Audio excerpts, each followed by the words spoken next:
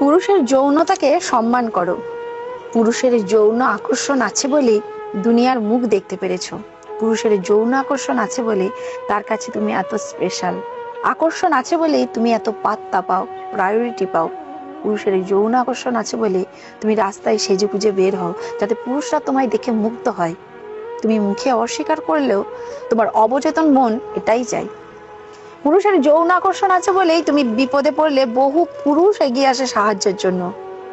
পুরুষের যৌন আকর্ষণ আছে বলে সারাদিন খেটে তোমার পছন্দের শাড়ি নিয়ে বাড়ি ফেরে।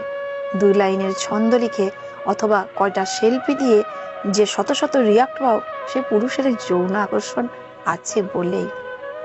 সাদা চামড়াকে পুঁজি করে স্বল্প বসনা হয়ে যে সেলিব্রিটি বনে যাও, সে পুরুষের যৌন আকর্ষণ আছে বলেই।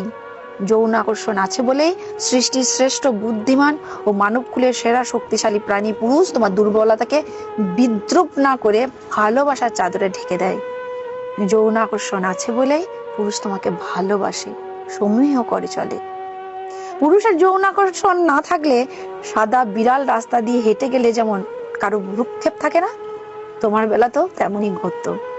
যৌন আকর্ষণ না থাকলে পুরুষ এতটাই ডোমিনেটিং হতো যে নারী জাতি তথা মানব জাতি বিলুপ্ত হয়ে যেত। যৌন আকর্ষণ না থাকলে প্রতিটি পুরুষ হতো নারী বিদ্বেষী। সুতরাং ঢালাও ভাবে পুরুষের যৌনতাকে দায়ী না করে নিজেদের ভুল ত্রুটিগুলো শুধরে নিতে শেখো। স্থান কাল পরিস্থিতি ভেদে যৌনতা নিয়ন্ত্রণে শতভাগ ক্ষমতা পুরুষকে দেওয়া হয়নি।